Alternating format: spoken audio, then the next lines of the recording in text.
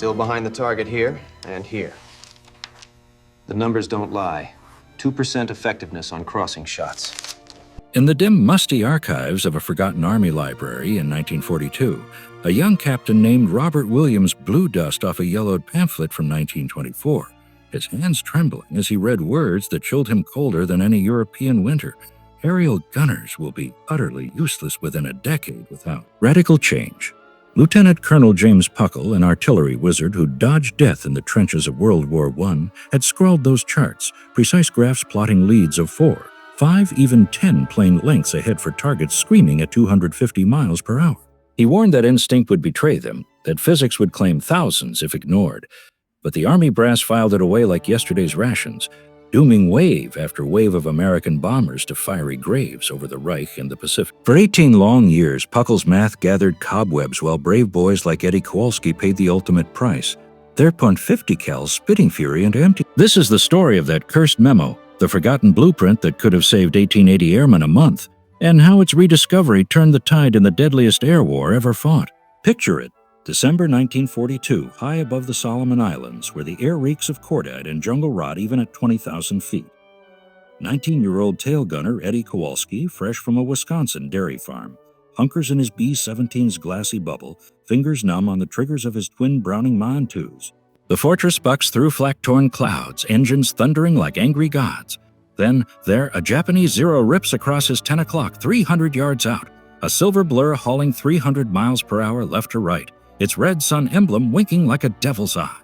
Edie's heart slams, training kicks in. He snaps the sight onto the fighter's nose, the reticle kissing the cowling, and unleashes hell, tracers lacing the humid blue in a glowing break. But the bullets arced lazy, stitching harmless vapor trails a full plane length behind where the Zero was a split second ago. The pilot doesn't even twitch. He bores on, vanishing into the cumulus as if Eddie's barrage was a stiff breeze. Eddie slumps, sweat stinging his eyes, the empty belt slapping against the mount like a mocking flag. Not bad aim, not nerves, pure deflection error the invisible assassin Puckle had mapped out nearly 2 decades earlier. This wasn't Eddie's flub alone, it was epidemic. Army Air Forces analysts in early 1943 hunched over flickering gun camera films from blood-soaked runs over Europe and Guadalcanal, crunched the footage, and recoiled. Top-tier gunners, drilled kids from the heartland, sharpshooters who'd outshot their sergeants, hit crossing targets less than 4% of the time. 96% waste. For every 100 .50 cal rounds hosed at a beam bandit, 96 plowed ocean or plumed harmlessly into the stratosphere. Do the math on a dogfight burst. 8 to 12 seconds before the enemy jinked out or your box scattered.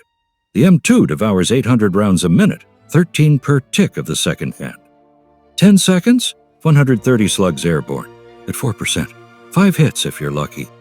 5. 50s into a Zero's flimsy wing or an FW-190's armored gut. Enough to scar, maybe smoke an engine, but rarely to crumple the beast. Those fighters were tanks with wings. Zeros limped home perforated like colanders. Germans nursed one propeller through hailstorms of lead while their Twentums gutted your mates. The butcher's bill? Catastrophic. 8th Air Force, 1943. 188 bombers vaporized monthly, each a 10-man coffin. Pilots, bombardiers, radio men, gunners frozen in eternal youth.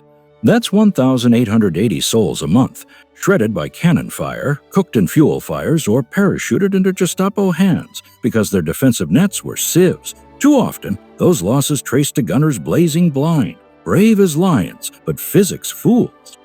They tracked true, squeeze steady, called Bandit, 12 o'clock high, over crackling intercoms laced with curses and cries. No flinching from the cold, the G-forces, the shrapnel pinging like diabolic hail. The sin was simple. They aimed where they saw, not where the math demanded. Ground pounders knew point and shoot for pheasants or krauts in foxholes, even whitetails ghosting at 20 miles per hour through hardwoods. But sky wolves, Zeros at 300, Me-262 jets, later clawing 540, bullets from the M2 clocked 2,900 feet per second. Godlike on the deck, near teleport at 50 yards. Yet dogfights brewed at 200 to 400 yards. Knife fight, range up high, and laterals blurred like comets. Break it down. 300 miles per hour equals 440 feet covered every tick. 300-yard shot, 900 feet gap. Slug flight, 0.31 seconds. In that gasp, the Zero Ghosts 136 feet ahead. 11 Chevy lengths, a quarterback scramble to the goal line. Bead the nose now. Arrive at the tail's echo, punching ghosts, while the cockpit flips you the bird. Deflection, the cruel lag between is and will be. Puckle had nailed it in 24, fresh from some mud where biplanes dueled like drunk moths. Posted at Fort Sills Field Artillery School, this bespectacled ballistic savant, WWII vet with a knack for trajectories, lectured cadets on shells arcing over no man's land. But air war. He'd glimpsed it. Sopwiths tangling at 80 miles per hour, gunners hosing Lewis guns at fleeting specs. Planes would evolve, he knew, faster, deadlier, and old marksmanship would crumble. His paper, The Problem of Lead in Aerial Gunnery, wasn't fluff. It was prophecy etched in ink and graph paper. Charts bloomed with leads at 250 miles per hour perpendicular, 4 to 5 fuselage lengths forward. 200 yards, 90-degree beam. 47 feet ahead, empty azure, a gambler's bet. 400. 94 feet, near 2 planes end to end.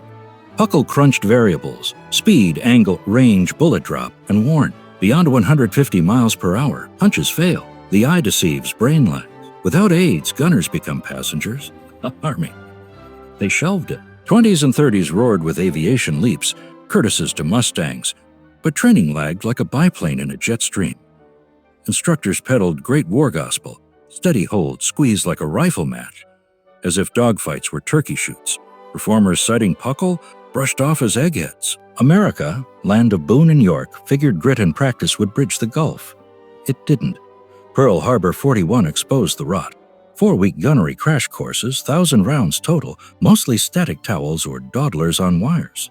No chaos sims for 400-mile-per-hour dives, barrel rolls through bomber boxes.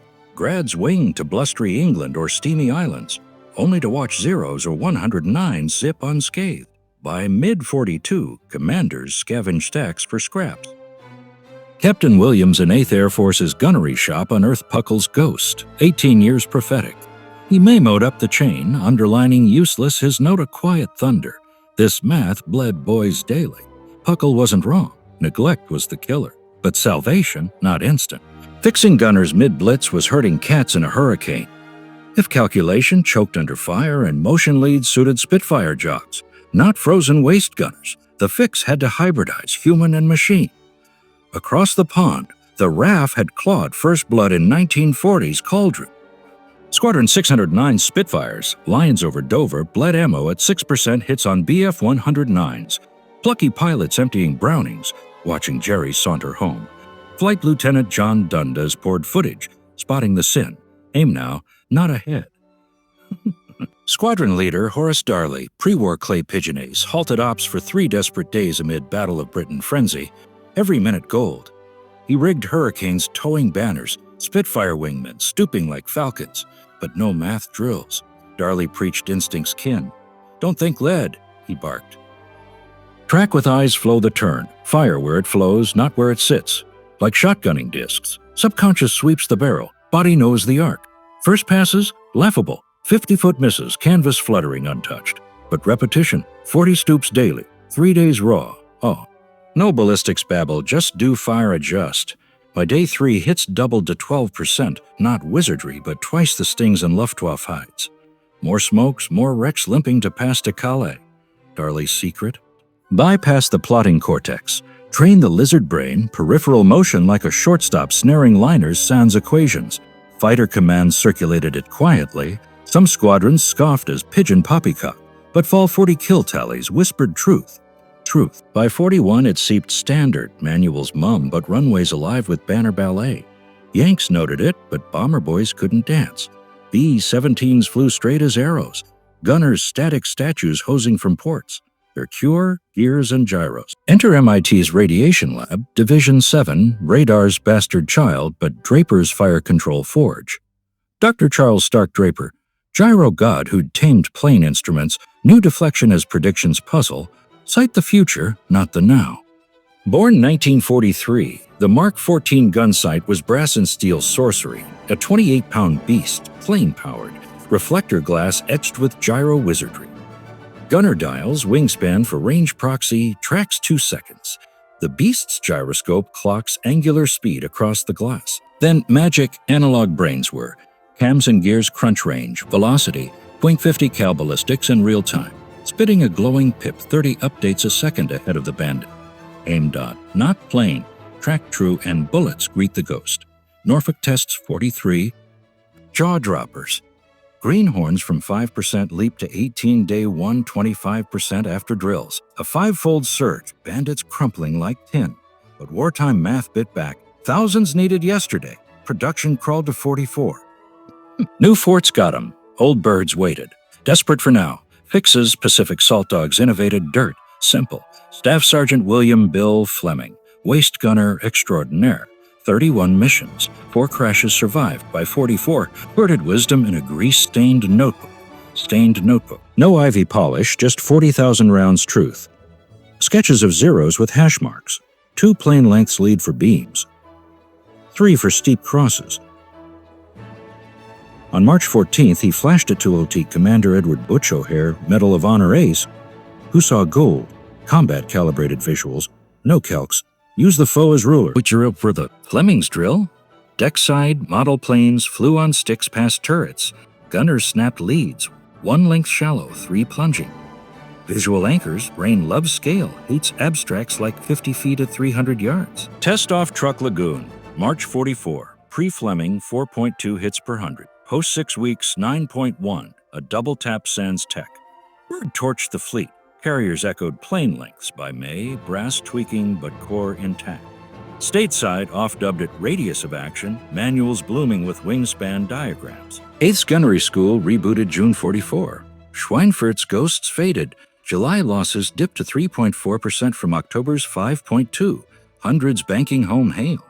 But knowledge wasn't armor. Stress stripped it bare. Psych wonks like Captain Harold Klein dissected gun cams and debrief rants, coining threat fixation collapse. Gunners open proper, leads locked, but as bandits closed, 500 mph head-ons 2-second windows, aim crawled aft, instincts gravitational pull to shoot the threat now. Fastest in dives, fog masks at 25,000 fortress shuttering. Fix. Reps till reflexive, courses ballooned to 10 weeks, 5,000 rounds, half at mock combat world. Naval schools spun turrets on speedboats, targets Yenqing angles. No yak, just shoot, score, tweak. Subconscious slurp feedback, forging no mind hands that held lead amid cannon serenades. Vets hitting 30 missions, footage gods. Whipping 190s barreling, fireballs blooming, but pips steady, fear in veins, physics in sinew.